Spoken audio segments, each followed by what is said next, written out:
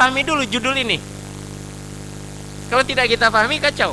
Jadi tidak semua ridho suami akan membuat istrinya masuk surga. Saya nggak sebut statusnya bagaimana, pokoknya saya pernah melihat langsung. Beberapa bulan sebelum saya berangkat ke Pakistan, saya singgah ke Medan. Nginaplah di satu rumah. Penghuni rumah itu ketika satu sore akan mengajak istrinya keluar, istrinya itu pakai jilbab syar'i dan segala macam. Apa kata suaminya? Ah, kau pikir ngapain kau lama-lama di kamar? Ini telinga saya mendengar nih.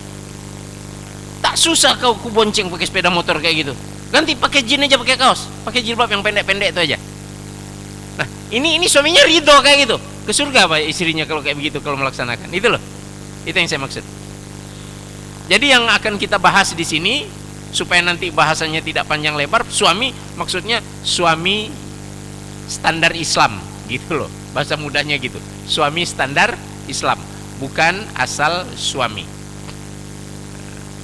Kira-kira seperti itu.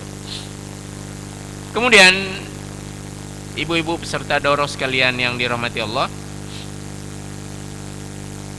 dari judul besar tadi, beribadah kepada Allah, kita bertanya, kalau kita taati yang diinginkan Allah itu, kita dapat apa? Kenapa kita bertanya? Karena Allah memberi kita otak. Maka otomatis kita akan bertanya, karena otak itu fungsinya berpikir, memikirkan untuk dirinya, mana untung, mana rugi, mana baik, mana buruk. Hati fungsinya menimbang, mana patut, mana tak patut. Kalau perut dan kemaluan fungsinya hanya untuk menimbang, mana enak, mana tak enak, mana mudah, mana susah. Itu saja. Nah, empat komposisi ini memang sengaja dibelikan oleh Allah kepada kita. Dari otak kita senantiasa bertanya-tanya, mana baik, mana buruk, mana untung, mana rugi. Dari hati kita bertanya-tanya, mana patut, mana tak patut. Begitu loh. Dari perut dan kemaluan akan selalu timbul pertanyaan, mana enak, mana tak enak, mana gampang, mana susah.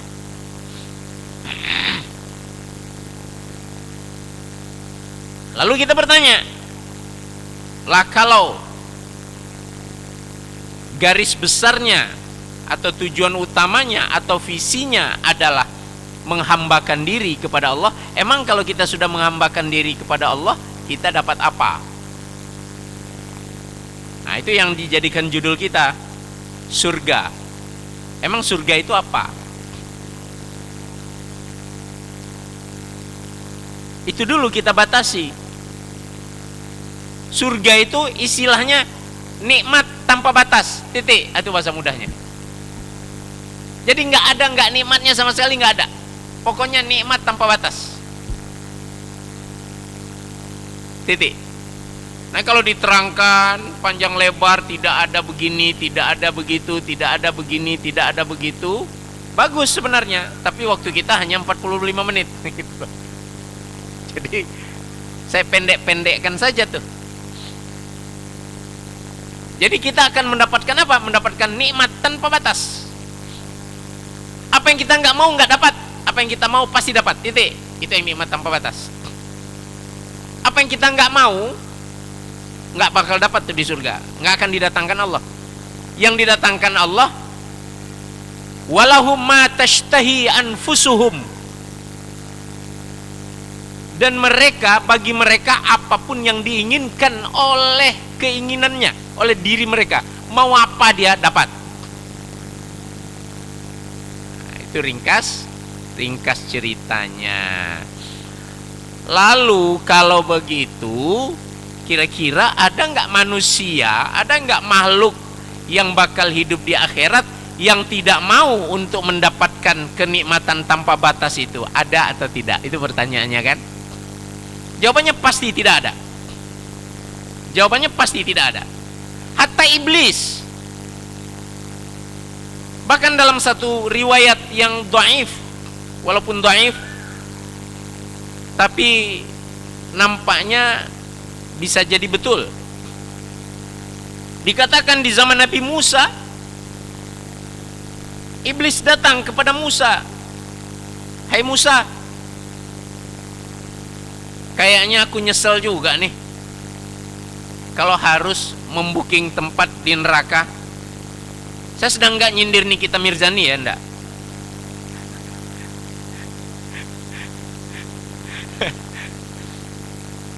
Ustadz kok nyebut nama dia karena sudah terkeluar dari garis offside dan dia harus bersyahadat ulang.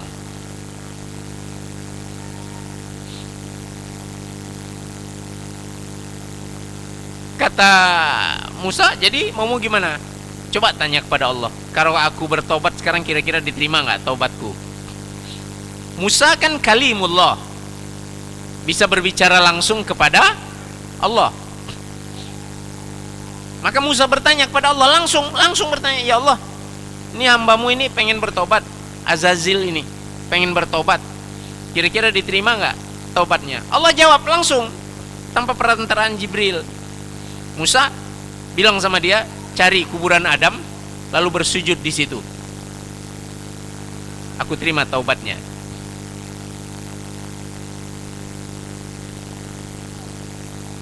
Lalu Musa bilang pada iblis, Azazil, tobatmu bisa diterima dengan syarat kau cari kuburan Nabi Adam. Kau cari kuburan Nabi Adam lalu kau bersujud di situ. Niatnya tentu dengan niat mematuhi perintah Allah. Apa jawab Azazil? Waktu dia hidup aja nggak mau aku sujud, apalagi dia udah mati. Nggak usahlah kalau kayak begitu. Apa pelajaran yang kita ambil dari sini? Hatta iblis pun merindukan bahwa dia diselamatkan dari api neraka. Jadi sebenarnya kalau orang tahu ilmu akhirat, kalaupun dia tidak mendapatkan surga, selamat saja dari api neraka, itu dia sudah sangat-sangat bersyukur kepada Allah Subhanahu wa taala. Masalahnya di akhirat itu nggak ada tempat illal jannah wal nar.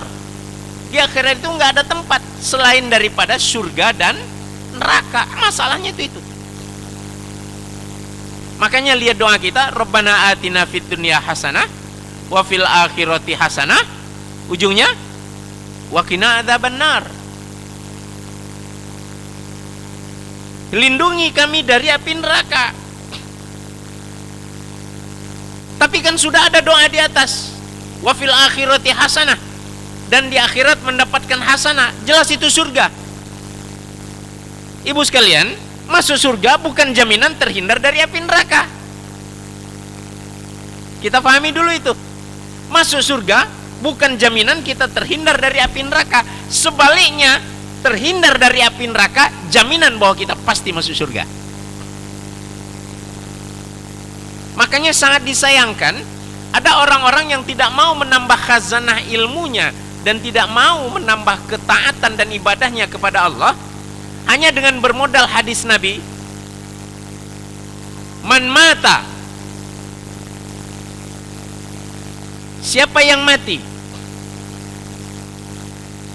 dengan ucapan la ilaha illallah, atau siapa yang di hatinya ada la ilaha illallah, maka dia pasti masuk surga. Jawabannya iya, memang iya. Selagi di hati seseorang itu ada la ilaha illallah, dia pasti masuk surga. Pertanyaannya, kapan?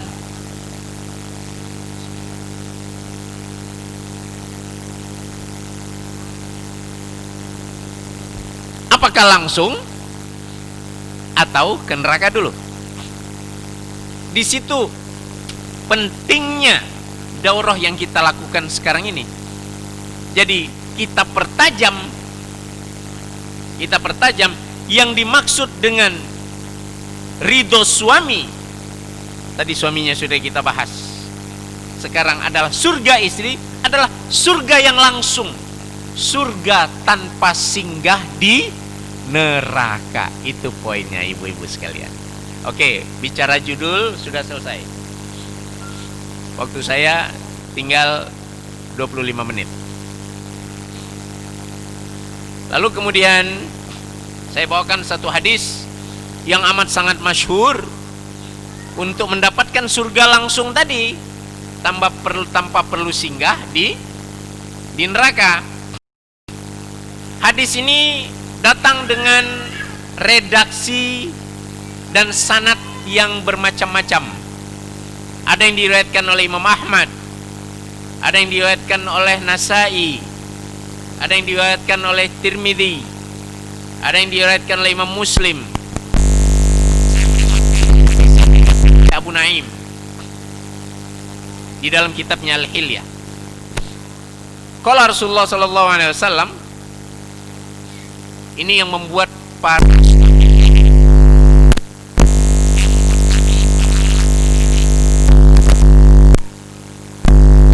ibu kalau mendengar suami boleh menikah 3, 2, 3, 4, ibu-ibu iri. Hadis ini membuat para suami iri. Jadi saya kemarin ketika baca WA apa itu khusus ibu-ibu yang ada WA apa namanya? Bukan santri Al-Ikhlas, Jumat Al-Ikhlas, tentang iklan apa?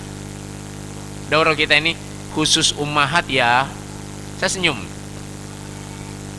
Saya pikir bagusnya sebenarnya para suami ikut. Jadi dia tahu hak ibu-ibu. Gitu loh. Dia tahu hak ibu-ibu. Karena orang suami ini dia tahu cuma kewajiban ibu-ibu, dia lupa hak ibu-ibu. Gitu loh. Nah, nyesel kan nggak bawa suami kan? Sampaikanlah masing-masing, bang aku punya hak gini-gini loh ya, itu tanggung jawab ibu. Ibu-ibu yang larang suami datang kan, nah sudahlah.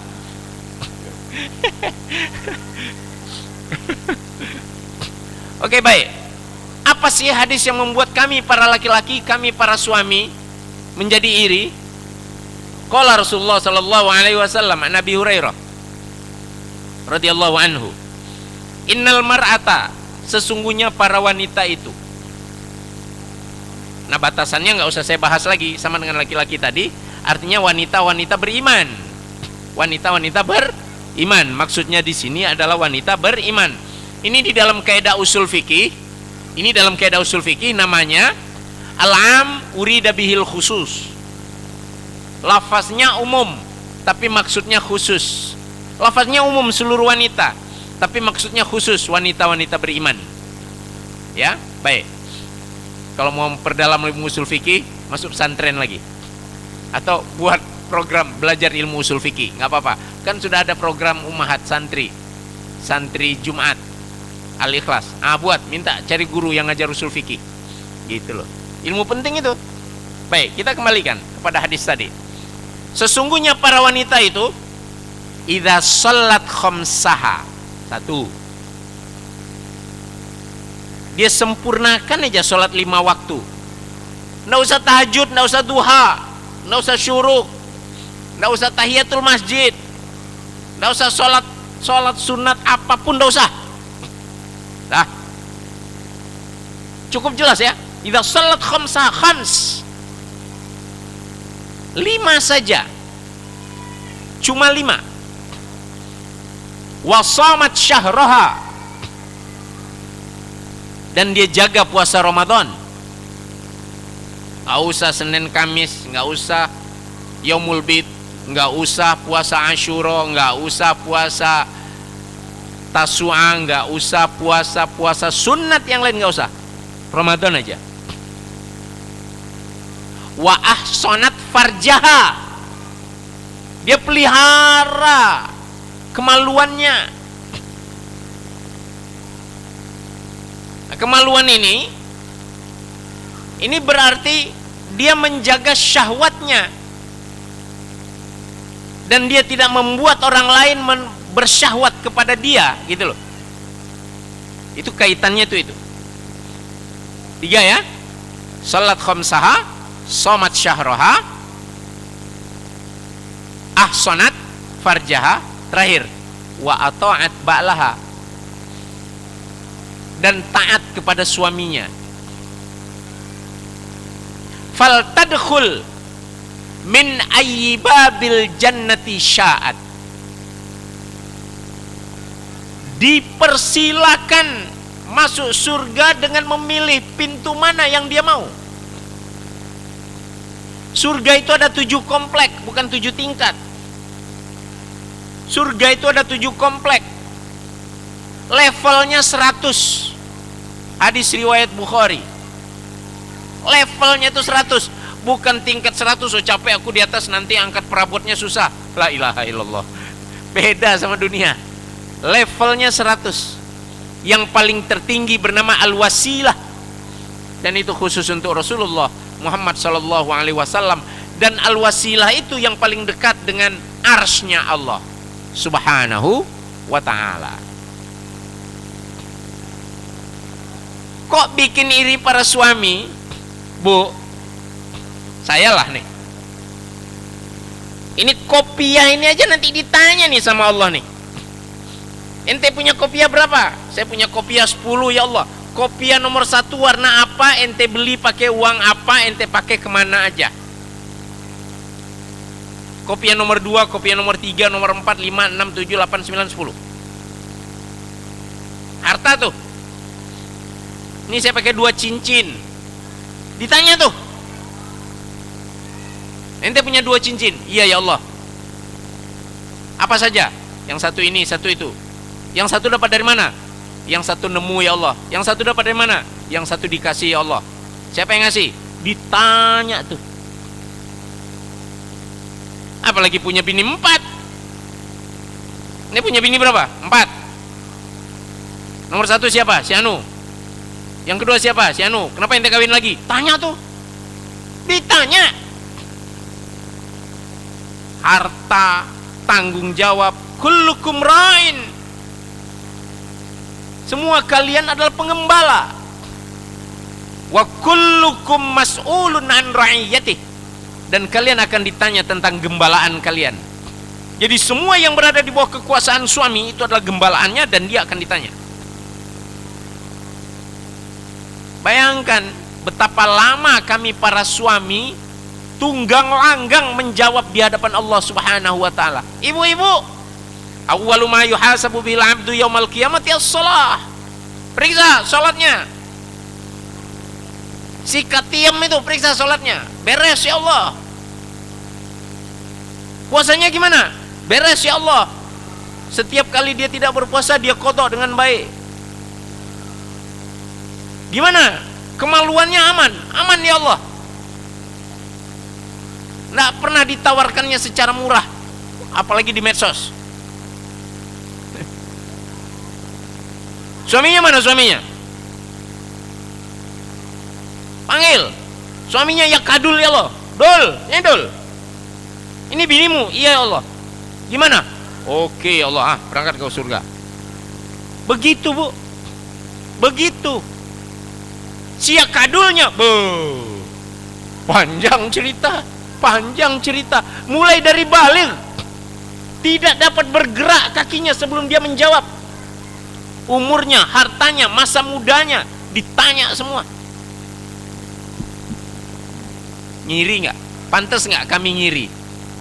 Pantas. Saya bilang kami ngiri gini bukan berarti ibu-ibu nggak usah ngiri ya kalau laki-laki boleh poligami. Bukan itu tujuannya, enggak. Bukan itu. Saya mau mengatakan betapa sebenarnya ibu-ibu sebenarnya sebelah kaki itu sudah di surga. Sudah sebelah kaki. Sholat nggak? Sholat nggak? Puasa nggak? Emang kemaluan pernah dibanting harga? Nggak. Sudah 3/4 dan 75% itu di surga. Betul nggak? Saldo berapa persen yang menjamin stempel Allah masuk surga apa? 25% lagi. Suami ridho nggak? Balik tanya, Mas, jenengan ridho nggak karo aku, Mas? Tapi dengan wajah yang betul-betul ikhlas, bukan ancaman. Awas, nggak ridho nggak tak kayak jatah loh. Bukan begitu. Begitu, Bu. Itu poinnya. Sederhana kan? Sangat sederhana. Nah, karena sederhana itu setan ridho nggak? Itu pertanyaannya gitu loh. Saking mudahnya masuk surga dan sudah dapat 75% voucher itu untuk masuk surga. Tunggu stempel dari Allah hanya 25% saja. Menjelang suami ibu mati atau ibu mati. Tinggal nunggu itu saja. 25% lagi. Saking mudahnya. Setan ridho nggak? Nggak ridho. Nah, dari setan tidak ridho itulah dibuat macem-macem. Ditipu. Fabima aghwaytani, karena engkau telah mencampakkan aku dari surga wahai Allah, la aqudanna lahum siratakal mustaqim. Aku pasti akan nungguin mereka di pintu jalan lurusmu.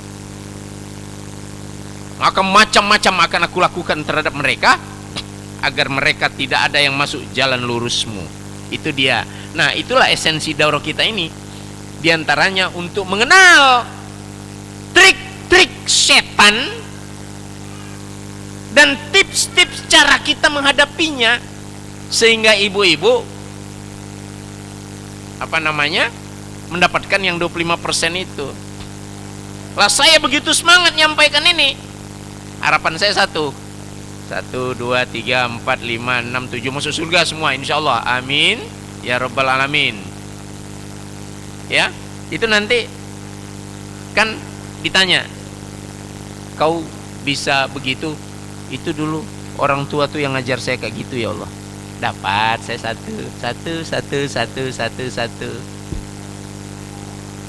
Moderator separuh. Begitu loh kira-kira. Gitu loh. Itu poinnya seperti itu. Baik. Maka kemudian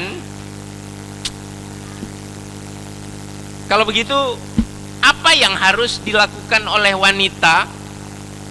Apa yang harus dilakukan oleh wanita? Ini secara detail, walaupun tidak semuanya, agar betul-betul tiket itu betul-betul dapat sampai ke akhirat. 1, taat pada Allah.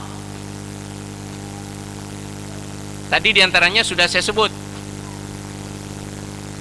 Nah, termasuk di tambahan situ dalam taat pada Allah, yang dimaksud dengan taat pada Allah pertama kali, ibu, tauhidnya bereskan.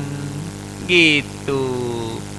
Berjilbab pun ibu, pakai gamis pun ibu, pakai nikob pun ibu, ya. Berhaji tiap tahun, umroh tiap bulan, semua masjid ibu kasih sedekah, semua anak yatim mendoakan ibu dan segala macam. Tapi tauhid ibu nggak beres, batal semua, Bu. Qul hal nunabbi'ukum bil akhsarina a'mala alladzina dhalla sa'yuhum fil hayatid dunya wa hum yahsabuna annahum yuhsinuna sun'a. Ulaika alladzina kafaru bi ayati rabbihim wa liqa'ih fahabitat a'maluhum fala nuqimu lahum yaumal qiyamati wazna. Dzalika jazaohum jahannam bima kafaru wattakhadhu ayati wa rusuli huzwa. Al-Kahfi.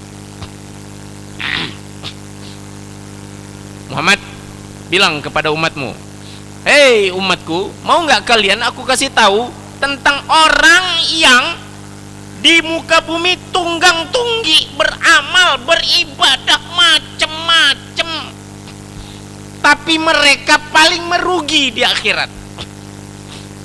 Kenapa? Yang terakhir tadi, habitat amaluhum, gugur seluruh amalnya, maka tidak ada timbangan kebaikan baginya di akhirat.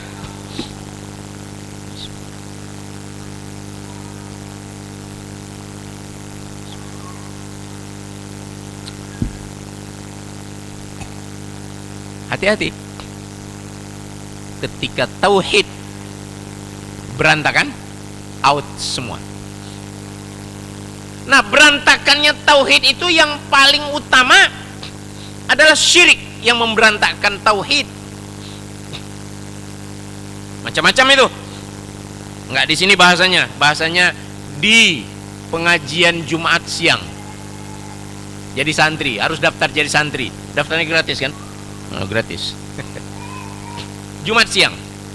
Di situ ada ilmunya. Di sini kita dibatasi waktu. Makanya saya bilang tadi, moderator dapat setengah karena waktu saya dibatasi. Oke, kita lanjut. Saya nggak risau bercanda dengan moderator, kawan lama. Insya Allah mudah dia maafkan. Baik, kita lanjutkan.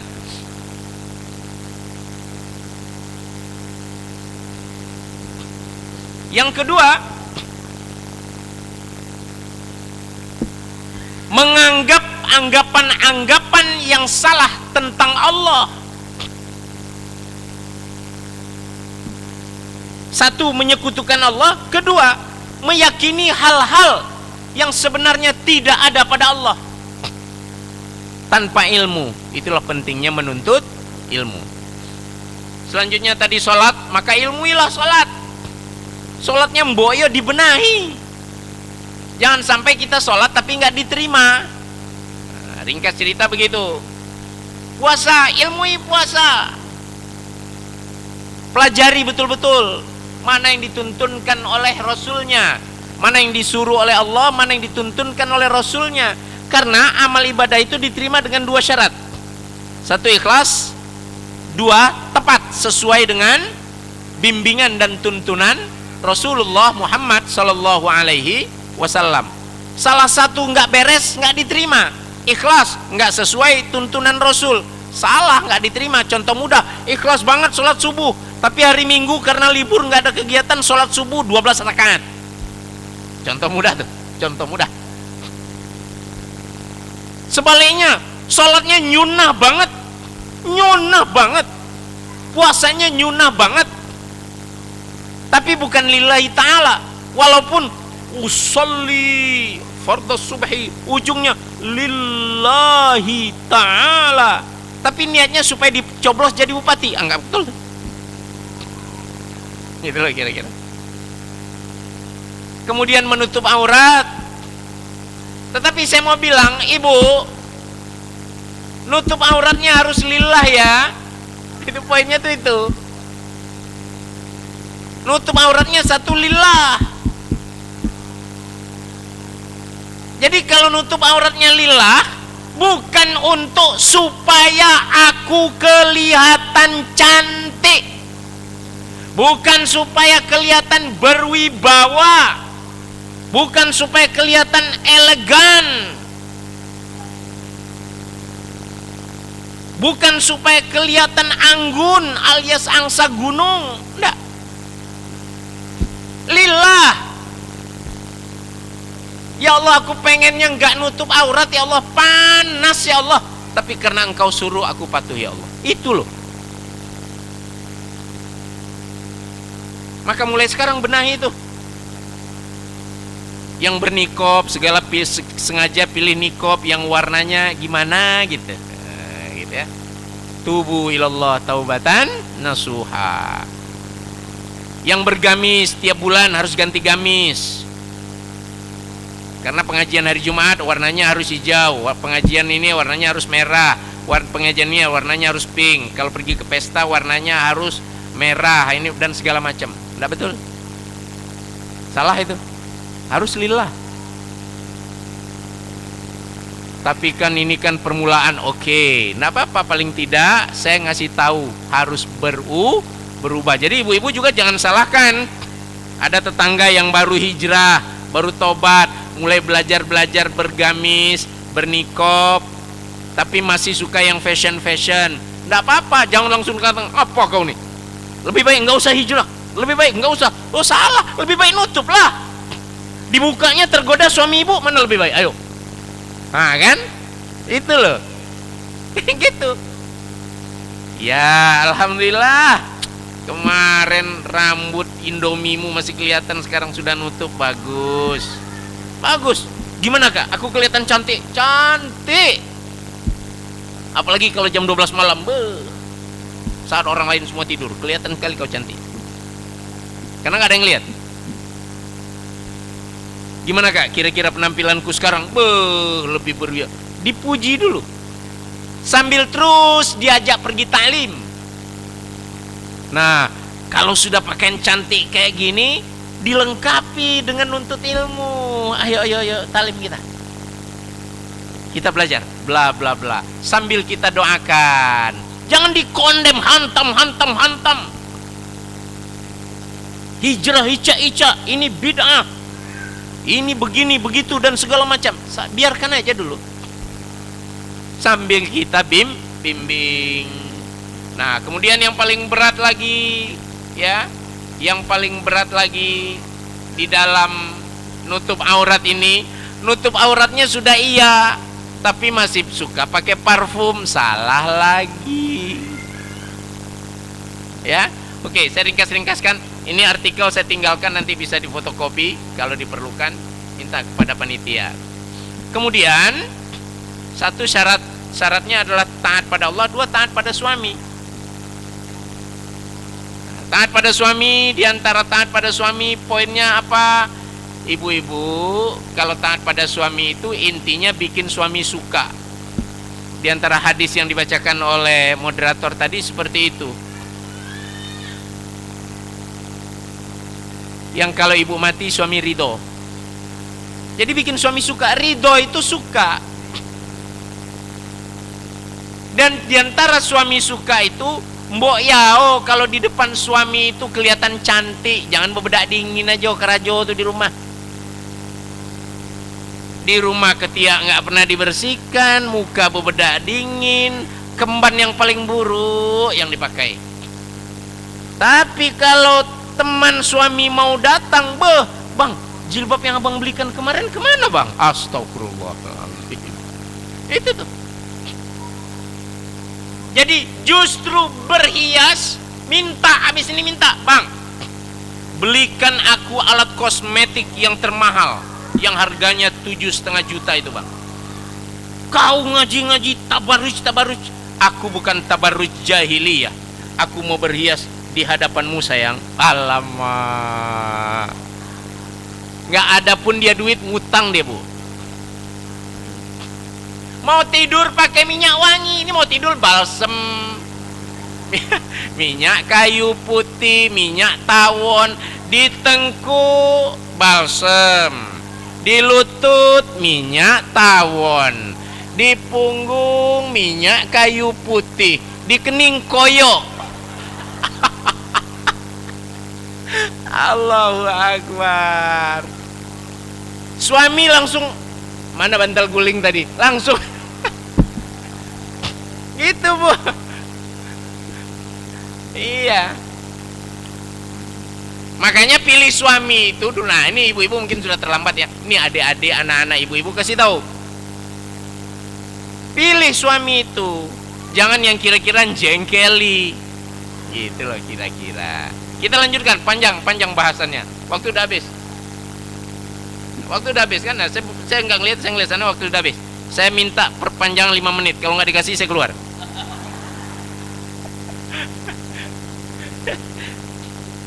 Dan yang paling berat lagi bagi wanita apa? Yang paling berat lagi bagi wanita, waqarna fi buyutikunna. Mbok ya sing betah di rumah. Kok betahnya malala sih karajo? Keluyuran aja. Sebentar statusnya OTW. Sebentar kasusnya OTW. Sebentar statusnya OTW. Lah suamimu tuh sopo sing ngurus? Ada pembantu kok pak di rumah. Lah kalau mereka jadian kamu gimana? Ayo, kalau mereka jadian, itu loh, ya, sing betah di rumah. Dalil-dalilnya ada di sini semuanya. Gitu. 5 menit itu cukup panjang. Sekarang bagaimana kalau suami fasik? Suami fasik, suami suka melakukan dosa. Pantang ngelihat cewek lewat, sweet, katanya kan? Nah, atau suka WA-an sama janda sebelah rumah. Saya nggak nyindir janda sebelah rumah ibu, ya. Atau fasik, maka kita bagi fasik itu, fasik adalah para pelaku dosa. Kita bagi menjadi 3, Bu. Ketika dosa itu yang dilakukan oleh suami ibu adalah dosa-dosa kecil, ini pentingnya kalau suami hadir, saya mau bilangin. Itu loh. Ibu-ibu kan kadang-kadang ada yang nggak bisa ngomong depan suami. Ajan ngecek jo kau lai, baru ngaji sekali sih lah, sok pandai lo kau. Aden kau alumni pesantren lai tahu kau. Wah, kan gitu. Saya nggak nyindir para alumni pesantren, saya cuma nabrak. Makanya enak kalau ada suami di sini, maka lain kali buat suami ikut. Gitu loh. Saya ngomong serius, ya. Dosa yang dilakukan oleh para suami itu terbagi 3. Ini menjadi kasus bagi ibu. 1 dosa kecil, 2 dosa besar, 3 dosa syirik dan kufur. Baik, ini poin yang terpenting nih. 1, kalau suami melakukan dosa kecil, ciri dosa kecil itu apa? Ciri dosa kecil itu adalah dosa-dosa yang disebutkan oleh Allah dan Rasulnya, tetapi tidak diancam dengan neraka, tidak diancam dengan laknat. Artinya di dalam hadis itu, di dalam ayat itu tidak ada ancaman neraka, tidak ada ancaman laknat. Itu dosa-dosa kecil tuh. Itu loh. Nah, dosa besar gimana? Dosa-dosa besar itu yang ujung ayatnya, yang ujung hadisnya berujung dengan bagi mereka neraka jahanam, mereka dilaknat, atau diawali dengan hadis la'na Rasulullah, dilaknat oleh Rasulullah, begitu loh. Itu ciri dosa besar. Yang ketiga, syirik bahkan kufur. Caranya berbeda tuh.